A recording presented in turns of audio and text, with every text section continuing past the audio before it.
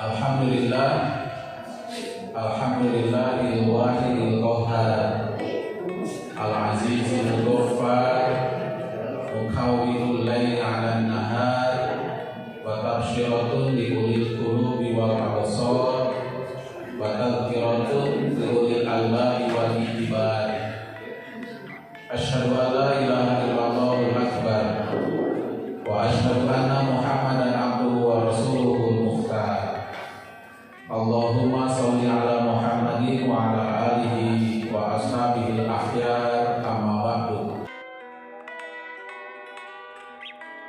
Hadirin rahimakumullah, marilah kita buka acara kita pada pagi hari ini dengan pembacaan Al-Basmalah bersama-sama. Bismillahirrahmanirrahim. Oleh karena itu, untuk pembahasan ini maka kami serahkan waktu sepenuhnya kepada pemateri Bapak Yayat SAD dari KUA Lewigo.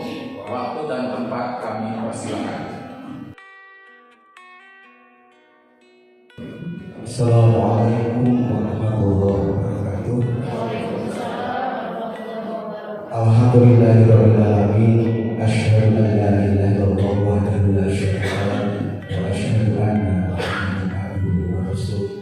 Allahumma shalli ala sayyidina Muhammadin wa ala alihi wa sahbihi. Puji syukur kita panjatkan kehadirat Allah. Alhamdulillah pada kesempatan ini kita diberikan sehat lahir batin, diberikan karunia nikmat dan maghfirah. Amin. Salawat salam semoga tercurahkan kepada Nabi Muhammad SAW, kepada keluarganya, sahabatnya, tabi'in dan kita seluruh. Yang terhormat Bapak Kepala Kantor Kementerian Agama Garut, yang terhormat Bapak Kasih, ibu-ibu, bapak-bapak dari Kemenag dan Guru, semuanya yang hadir. Pada saat ini saya diberikan kesempatan untuk menyampaikan materi pada saat ini dengan judul strategi penyampaian pesan kepada insan. Apakah Bapak dan Ibu sudah berpesan hari ini? Sudah? Kebanyakan belum menjawab. Selanjutnya belum menyapa, maka didahului dengan menyapa. Apakah sudah berpesan? Sudah? Terima kasih. Alhamdulillah. Dalam bahasa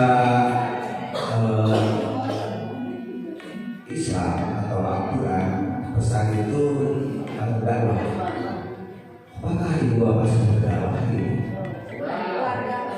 Dakwah itu bisa dimaknai dengan mengajak, sini, menyuruh, sini, dan ketiga melarang. Jadi bahkan di minimal di ayat yang ketiga tadi, mengajak, menyuruh, melarang. Dengan strateginya bisa melalui lisan, tulisan, lukisan, minimal tidak. Dengan lisan, seperti dalam tahapan dakwah ada tabligh, kita menyampaikan tabligh akbar kepada umat, kepada semua. Yang kedua bisa melalui tulisan. Bahkan di era digital, setiap hari kita sebagai warga menengah tidak ada istilah saya itu kerja di kantor itu menggunakan komputer, tetapi dengan label Kementerian Agama Kabupaten Garut semuanya wajib menyampaikan dan sebagaimana firman Allah, wala takum minhum ummati yad'una ilal khair wa ya'muruna bil ma'ruf wa yanhauna 'anil munkar wa ulaika humul muflihun. Al-Imran 104. Itu dasar awal kita menyampaikan pesan. Dalam hal pesan itu, apakah ada pelakunya, ada pesannya, ada yang menerima pesan, atau ada komunikator pesan dan komunikan? Bagaimana kalau saya mau berdakwah tetapi tidak memegangi? Tadi disebutkan zaman digital itu gampang saja. Saya komunikator, ini alat pesan. Ada isi pesannya. Ke siapa? Bisa disampaikan ke media sosial, kapanpun, dimanapun, bahkan kita sendiri di kamar bisa berdakwah. Misalkan mumpun pagi atau membuat stiker menyampaikan. Jadi setiap hari kita menyampaikan dakwah. Tidak ada istilah setiap hari kita tidak berdakwah, dikarenakan Muslim sebagai subjek dakwah menyampaikan objek dakwah, maka setiap hari berkewajiban dakwah. Misalkan saya setiap hari menyampaikan mimbar dakwah, apapun judulnya. Walaupun mimbar dakwah banyak yang menamai hal itu. Bisa mimbar dakwah, ibu dakwah, atau satu hari satu ayat, satu hari satu hadis. Di zaman ini kan bisa kita mencari kitab kita dan menyampaikan di status atau di status WhatsApp, WA dan lainnya. Maka kita berkewajiban untuk dakwah. Bagaimana kalau saya ditugaskan? Kan saya sehari-hari di kantor membawa buku.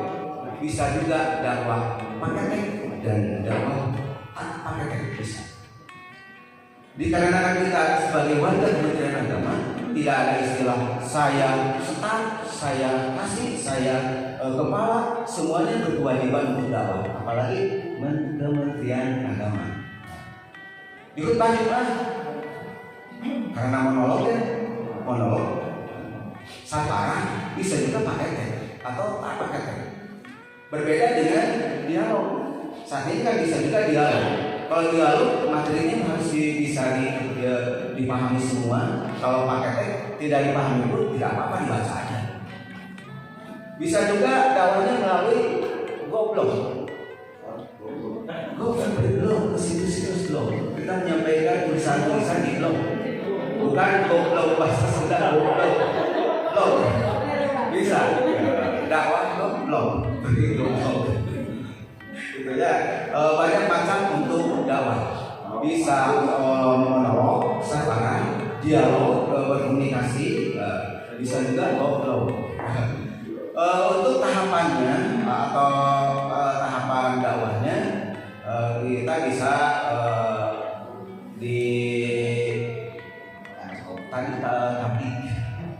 tahapannya bisa tabligh atau taklim pembentukan. Saya tidak bisa menyampaikan secara lisan, bisa juga taklim, mendirikan lembaga pendidikan. Kita menyampaikan idenya apa di lembaga pendidikan itu. Kita sebarkan lagi ke ustaz-ustaznya. Jadi banyak cara untuk berdakwah. Tidak hanya lisan, tulisan, bisa juga lukisan. Saya pernah membuat status cucu yang sedang sulitnya mandi nongeng. Rajinlah bersujud pada Allah. Ada pesan harinya, ada hiburannya. Dikarenakan yang di fotonya itu anak-anak kecil, wajar kan bersujudnya tidak wajar seperti kita. Tapi ada pesan-pesan indah dengan lukisan-lukisan. Misalkan mau menyebarkan tentang kebersihan. Kita foto alam, lingkungan atau di sekitar dengan tong sampah.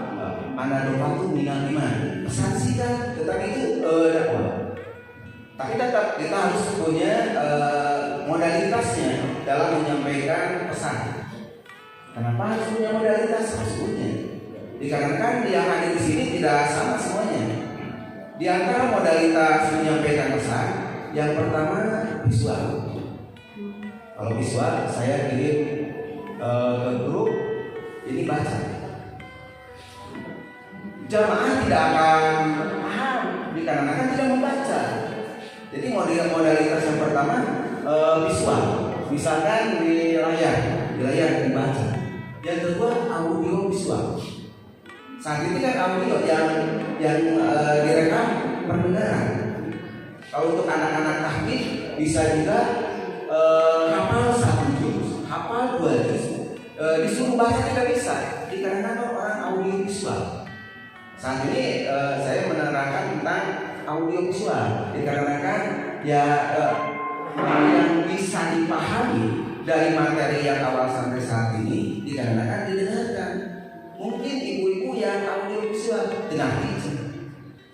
tidak ngerti karena pendengarannya tidak langsung materi menempel di pendengarannya. Ada juga kinestetik dengan gerakan-gerakannya. Contoh itu dakwah ke tingkatannya, kan ada tingkatan anak-anak, remaja, dewasa. Hari itu dakwah ke anak-anak seperti apa?